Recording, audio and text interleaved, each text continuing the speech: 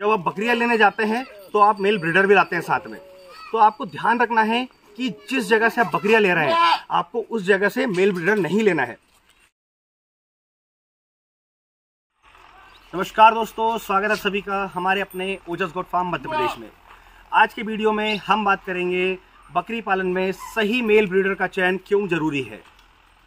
हम आपको बताएंगे कि बकरी पालन में सफलता का जो राज है वो मेल ब्रीडर पर ही टिका हुआ है।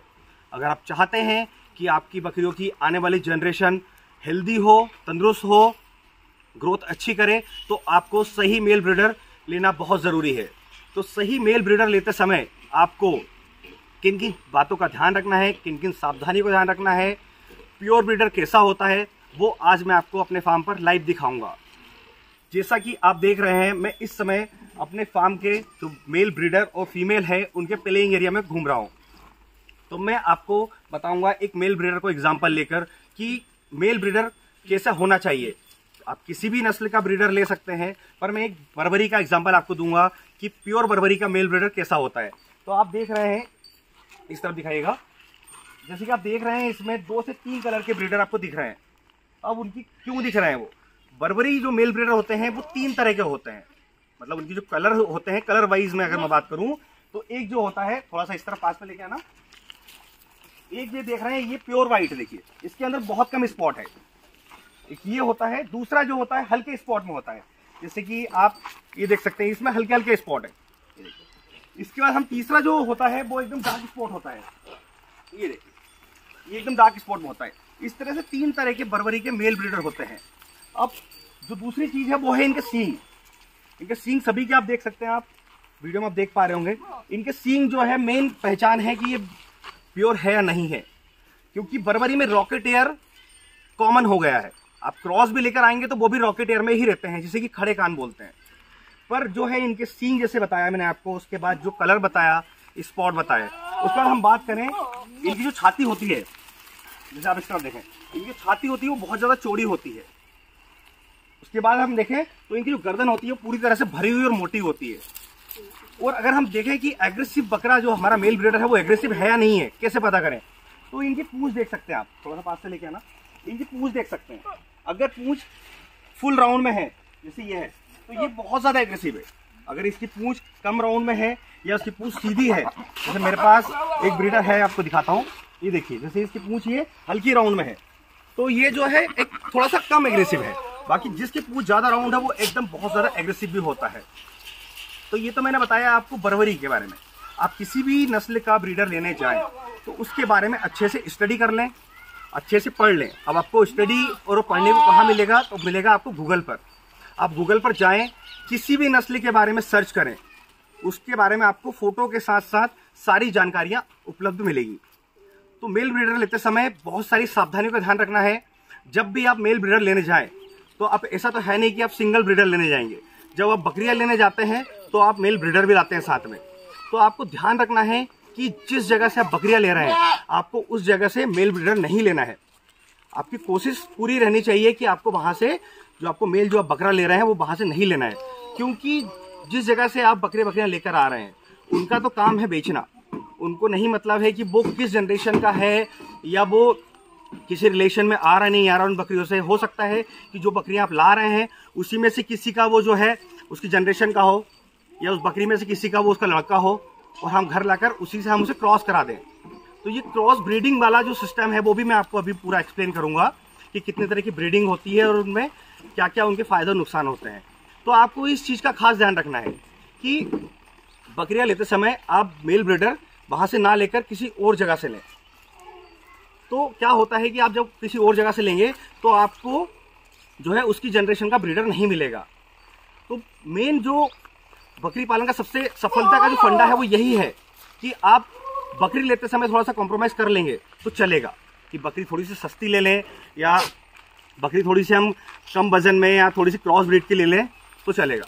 पर ब्रीडर जो है उसमें आपको कभी कॉम्प्रोमाइज नहीं करना है, क्योंकि जब आप 10 बकरी से अगर बकरी पालन शुरू करते हैं तो आप एक ब्रीडर लेके आते हैं। उस एक ब्रीडर जो होता है वो आपकी 10 बकरियों को क्रॉस करके उसकी जनरेशन आती है, उसी से आपके बकरी फार्म को आगे बढ़ाता है। तो मेल ब्रीडर ही है जो आपके बकरी फार्म को सफलता दिलाएगा। तो जो जिस तरह मैं आपसे ब्रीडिंग की बात कर रहा था कि 4 तरह की ब्रीडिंग होती है। उन ब्रीडिंग के थ्रू ही आपका फार्म चलेगा। और जो ब्रीडिंग में जो मेल ब्रीडर का जो फंडा होता है, मेल ब्रीडर का जो मेन जो योगदान होता है, क्या होता है कि आप किसी भी एनिमल में जाएंगे, लाइक कुत्ता बिल्ली हो गया, गाय भैंस हो गया, या बकरा बकरी हो गए, इनमें जो मेल होता है, मेल का 50% जो होता है गुण उसके जनरेशन में आते हैं। जी हाँ, 50% गुण जो है मेल जनरेशन के ही आएंगे। तो इसलिए आपको मेल ब्रीडर पे खास फोकस करना है। जैसे कि आप देख रहे हैं मेरे पास सारे बर्बरी के मेल ब्रीडर बहुत ही एग्रेसिव और प्योर है। तो आप जब प्योर ब्रीडर लाएंगे तो आपके फार्म में सारी बकरियां, आने वाली जनरेशन सभी प्योर होंगी। तो जैसे कि मैं आपको ब्रीडिंग की बात कर रहा था, तो ब्रीडिंग होती है 4 तरीके होती है। पहला इनलाइन ब्रीडिंग, दूसरा लाइन ब्रीडिंग, तीसरा क्रॉस ब्रीडिंग, और जो चौथा होता है वो अप ब्रीडिंग होता है। हम बात कर रहे हैं पहले नंबर की ब्रीडिंग के बारे में, जिसका नाम है इनलाइन ब्रीडिंग। इस ब्रीडिंग में क्या होता है, जैसे कि हमारा एक बकरा है, एक मेल ब्रीडर है, उसने एक बकरी को क्रॉस किया और उसकी जो जनरेशन आई, जो उसके बच्चे आए, उसमें जो फीमेल आई, उस फीमेल को भी उसी ब्रीडर ने क्रॉस कर दिया। ये होती इनलाइन ब्रीडिंग। ये आपको बिल्कुल भी नहीं करानी है। बकरी पालन में अगर सक्सेस पानी है तो ये मूल मंत्र याद रखना कि आपको इनलाइन ब्रीडिंग कभी नहीं करानी है। क्योंकि क्या होता है कि जब जो सेम जनरेशन जो होती है, उस जनरेशन को अगर वही ब्रीडर अगर क्रॉस कर दे तो जो बच्चे आते हैं वो कहीं ना कहीं छोटे कद के आते हैं। उनकी जो हाइट, जो लेंथ होनी चाहिए एक ब्रीडिंग के हिसाब से, जो ब्रीड होती है उसके अकॉर्डिंग, वो नहीं होती है। उनकी ग्रोथ बहुत कम होती है। उसके साथ साथ उसमें जो है बीमारियां बहुत आती है, क्योंकि उसकी इम्यूनिटी बहुत डाउन होती है। जैसा कि आप सभी लोग जानते हैं कि हम सेम जनरेशन में अगर उन्हें क्रॉस करा दें तो कुछ समस्याएं होती है, पर जो मेन समस्याएं जो मैंने आपको बताई है, मेन प्रॉब्लम जो है वो यही है कि आपको इनलाइन ब्रीडिंग कभी नहीं करानी है। अगर आपको अपने बच्चों को हेल्दी और तंदुरुस्त देखना है तो आपको इनलाइन ब्रीडिंग की तरफ कभी नहीं जाना है। जो दूसरी ब्रीडिंग है वो लाइन ब्रीडिंग। इस ब्रीडिंग के अंदर क्या होता है कि जब आप एक बकरा है, उसने एक बकरी को क्रॉस किया, उसके बच्चे आए, उसमें एग्जाम्पल के लिए हम ले लें कि एक बकरा एक बकरी आई, उसमें जाकर के वो दोनों बड़े हुए और आगे जाकर उस बकरे से हमने उसी बकरी को क्रॉस करा दिया। मतलब जो 2 साथ में बहन भाई आए, उसमें हमने उसके भाई से उसकी बहन को क्रॉस करा दिया, तो उससे बोलते हैं इनलाइन ब्रीडिंग। मतलब कि एक हम अगर बात करें इनलाइन ब्रीडिंग की तो कहीं ना कहीं रिलेशन निकलना, जैसे कि इसके जो बकरे के और जो पुराने जो पीढ़ी थी, लाइक दादा परदादा वालों की, कहीं ना कहीं से ब्लड लाइन जो होती मैच होती है, उससे बोलते हैं इनलाइन ब्रीडिंग। तो ये भी आपको नहीं करानी है। इसमें भी सेम प्रॉब्लम आती है कि आपकी ग्रोथ का इश्यू होता है। आपके बकरी फार्म में आगे जो बच्चे आते हैं, जनरेशन आती है, वो कहीं ना कहीं बहुत ज़्यादा प्रॉब्लम क्रिएट करती है, लाइक ग्रोथ में, बीमारियों में ज़्यादा जकड़ना। इसी तरह हम तीसरी ब्रीडिंग की बात करें, वो होती क्रॉस ब्रीडिंग। इस ब्रीडिंग के बारे में ज़्यादातर लोग जानते हैं, पर ये नहीं जानते हैं कि क्रॉस ब्रीडिंग हमेशा सही नहीं है। जैसे कुछ लोग बोलते हैं कई फार्म पे, जैसे हमने फार्म खोलने से पहले विजिट किया, तो वो लोग बोलते हैं कि क्रॉस ब्रीडर आप ले जाओ, मतलब कि आप सोजत के ब्रीडर ले जाओ सिरोही की बकरियों के साथ। तो हमने भी ठीक लेकर आए, पर देखा कि 50% जो बच्चे आते हैं वो ठीक है, पर 50% जो जनरेशन आ रही है वो सही नहीं है। क्योंकि क्रॉस ब्रीडिंग में क्या होता है कि जो, जैसे कि हमने सोजत के बकरे से सिरोही की बकरी को क्रॉस कराया, तो उससे जो बच्चे आएंगे वो गुजरी के आएंगे, ठीक है। पर क्या होता है कि जो बकरा है उसके जो पहले की जो दादा परदादा, जैसे कि पहले की जो पीढ़ी है, उसमें जो थे अच्छे गुण थे, और जो अभी हमने ब्रीडर लाए उसमें भी अच्छे गुण हैं, एग्रेसिव भी है, हेल्दी भी है। पर कैसे हम कंफर्म होंगे कि जो आने वाली इसकी जनरेशन होगी, जब हम क्रॉस कराएंगे तो जो गुजरी का बच्चा होगा वो भी हेल्दी होगा, क्योंकि कहीं ना कहीं बकरी के गुण भी उसके अंदर आएंगे। तो क्रॉस ब्रीडिंग एक हद तक ठीक है, पर क्रॉस ब्रीडिंग हमेशा नहीं करानी चाहिए। उसके बाद आती है हमारी चौथे नंबर की अप ब्रीडिंग। अप ब्रीडिंग में क्या होता है कि आपके पास सिरोही का ब्रीडर है, या सोजत का ब्रीडर है, या बर्बरी का ब्रीडर है, आप उससे किसी गांव की जो देसी बकरी होती है, जो देसी नस्ल की बकरी होती है, आप उसे क्रॉस करा दें। तो क्या होता है, जैसे कि जो बच्चों में जो मेल लाइन जो होती है वो ज़्यादा डोमिनेट होती है, तो उसमें मेल के जो होते हैं 50% गुण आते हैं। जब आप देसी बकरी को एक अच्छी नस्ल के बकरे से क्रॉस कराते हैं तो बच्चों में जो होता है 50% गुण जो होते हैं मेल के आते हैं। तो जो बच्चा होगा वो बहुत ही ज़्यादा अच्छा होगा, एक देसी बकरी के जो बच्चे होते हैं उनसे बहुत ज़्यादा अपग्रेड होगा। तो ये 4 तरह की ब्रीडिंग होती है। तो आप समझ गए होंगे कि आपको किस तरह का ब्रीडर अपने फार्म पे रखना है, जिससे कि आपके फार्म में जो जनरेशन आए वो अच्छी आए। तो ध्यान रहे जो मैंने आपको सावधानी बताई, कि आपको मेल ब्रीडर लेते समय किन किन बातों का ध्यान रखना है, आपको किन किन सावधानियों का ध्यान रखना है, आपको मेल ब्रीडर कहाँ से लेना है, आपको कैसा लेना है। आप जब भी बकरी पालन शुरू करें या ब्रीडर लेने जाएं तो उसके बारे में बहुत अच्छे से जानकारी निकाल लें।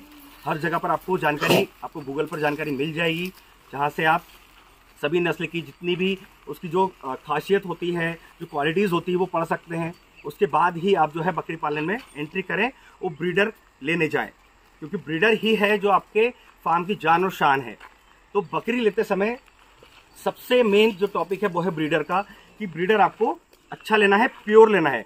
प्योरिटी का खास ध्यान रखना है। ब्रीडिंग के लिए ब्रीडर आप ले रहे हैं उसमें कॉम्प्रोमाइज़ नहीं करना है, क्योंकि ब्रीडर ही जो है आपकी जनरेशन को, आपको फार्म को मल्टीप्लिकेशन करने वाले हैं, आपके फार्म को आगे बढ़ाने वाले हैं।